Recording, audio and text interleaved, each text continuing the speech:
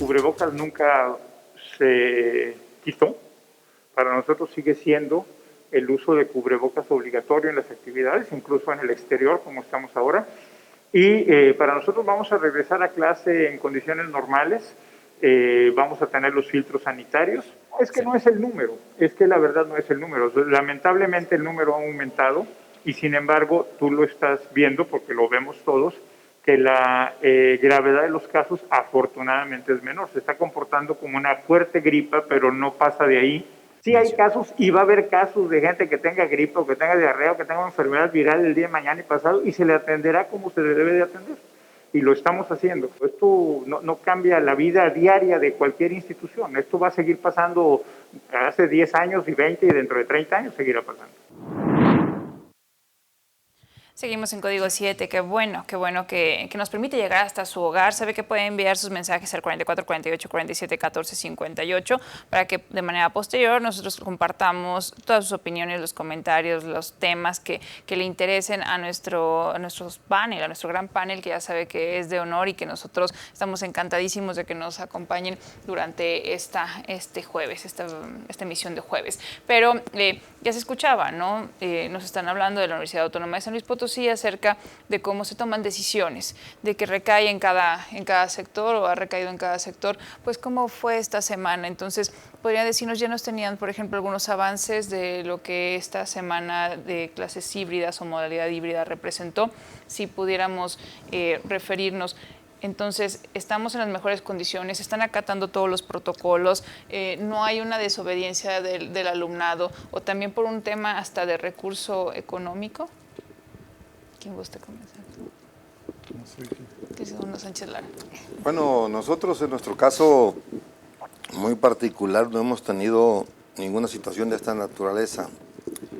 La verdad que los compañeros han estado concientizando de manera permanente a los propios padres de familia que son parte fundamental del sector educativo y naturalmente siguiendo en su momento las indicaciones que nos dio también por parte de nuestro gobierno del estado, del licenciado Ricardo Gallardo Cardona.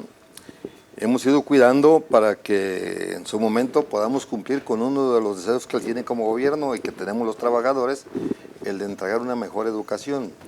Si bien es cierto, hay grandes experiencias que se han obtenido a través de las diferentes modalidades de cómo impartir el proceso de enseñanza-aprendizaje o cómo hacer llegar los aprendizajes a nuestros propios alumnos, pero también es cierto que el maestro ha estado muy apegado porque decía en un principio, el maestro por naturaleza nace con una verdadera vocación y se preocupa sobre todo por, no tanto en su momento a veces, hasta por la propia situación educativa, sino que cuida muchísimo la salud de los propios alumnos, de los propios niños, que viene siendo una de las partes fundamentales que el maestro siempre está muy al pendiente de ellos.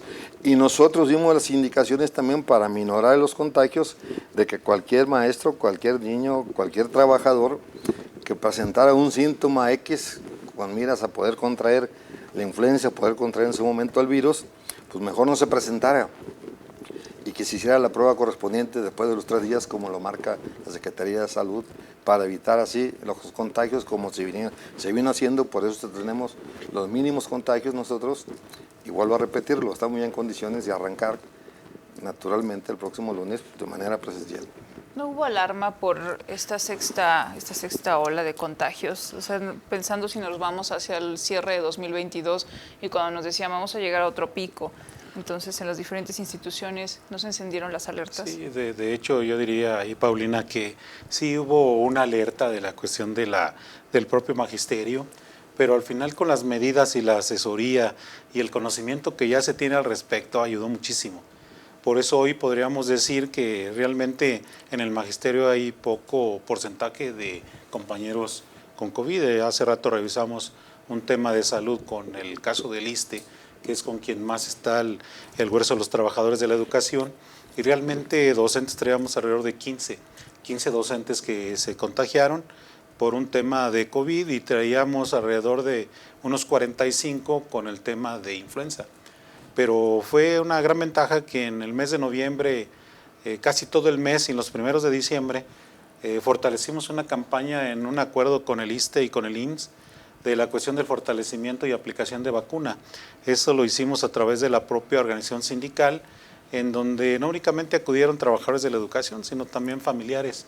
Y obviamente eso nos ayudó muchísimo para que el día de hoy, con los cuidados y los protocolos y los aprendizajes que hemos alcanzado como trabajadores de la educación y además como asesores de los mismos padres de familia y de los alumnos, nos ha ayudado muchísimo. Entonces, eso es algo que ha fortalecido una cultura de cuidado de la salud.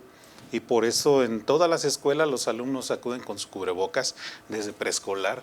Ya se está generando esa cultura y es algo que los padres de familia han fortalecido, Paulina.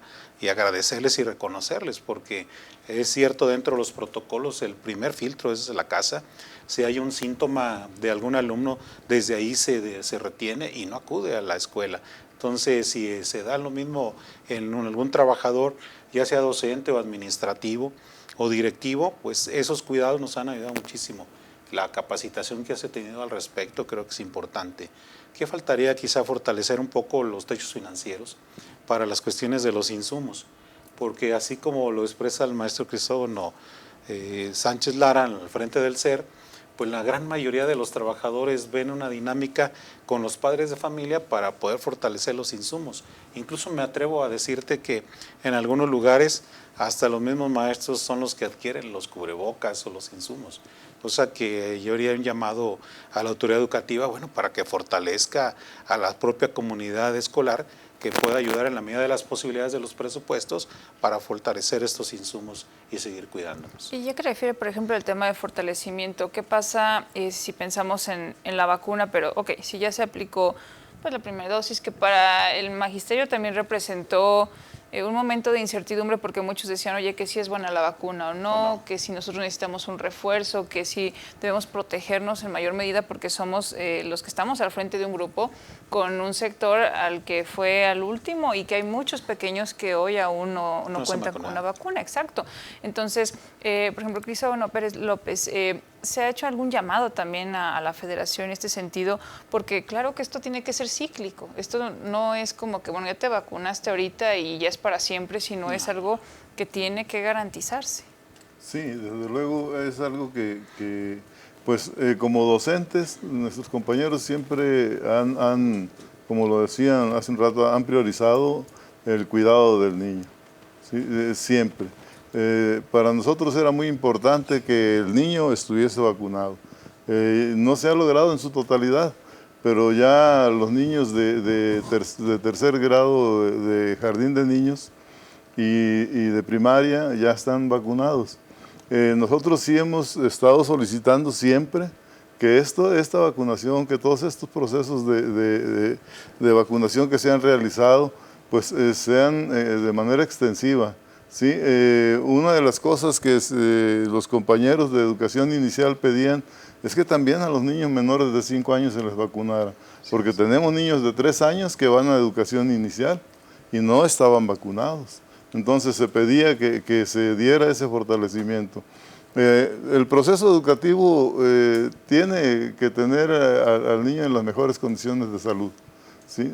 Nosotros sabemos que un niño que no va con la salud bien, óptima, que tiene algún problema de cualquier índole, su aprendizaje y su retención en el aula no va a ser igual.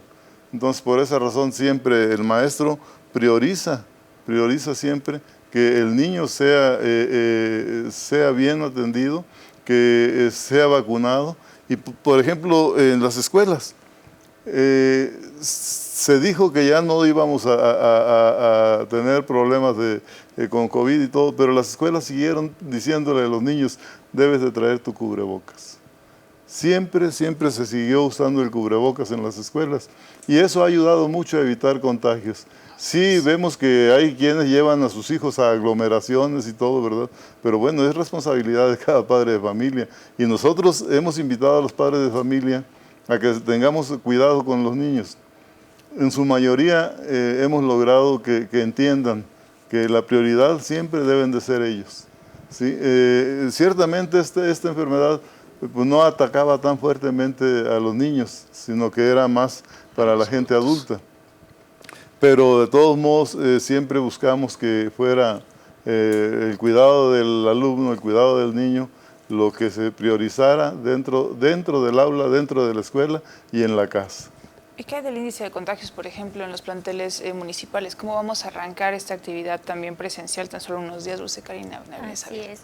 Bueno, pues en el mismo sentido, nosotros en el Sistema Municipal de Educación nos encontramos listos para retomar las clases de manera presencial. Ha sido una instrucción del maestro Enrique Galindo en el sentido de que todos los planteles pues cuenten con lo necesario para que tengan los filtros sanitarios y que se esté vigilando constantemente pues que se cumplan. Definitivamente yo insisto mucho en que el trabajo debe de ser coordinado con los padres de familia y así lo hemos venido trabajando y afortunadamente podemos dar cuenta que no tenemos registro de ningún caso de COVID al momento y pues bueno, esperemos poder retomar las clases porque también hay otro tema que es muy importante, que es el tema de los aprendizajes. Definitivamente, pues bueno, nuestros niños y los papás y los maestros están haciendo un gran equipo para lograr los aprendizajes esperados, pero definitivamente creo que nada puede suplir el poder estar en clase y debemos de garantizar como gobiernos que los niños puedan asistir al salón de clases seguros. Y en eso, en el gobierno municipal, pues estamos trabajando y lo estamos haciendo. Sí, claro, que no haya más años perdidos o que no se tengan los ciclos no aprovechados como tendría que ser, porque eso también nos afecta terriblemente en una cuestión ya de rezago que de por sí en el país los maestros han estado en una lucha constante por sacarnos adelante y con una contingencia que esto nos dé revés, pues no se trata de eso el tema. Tenemos más en este espacio, tenemos más en Código 7, le invitamos a que sigan la señal de Canal 7, solo haremos una pausa.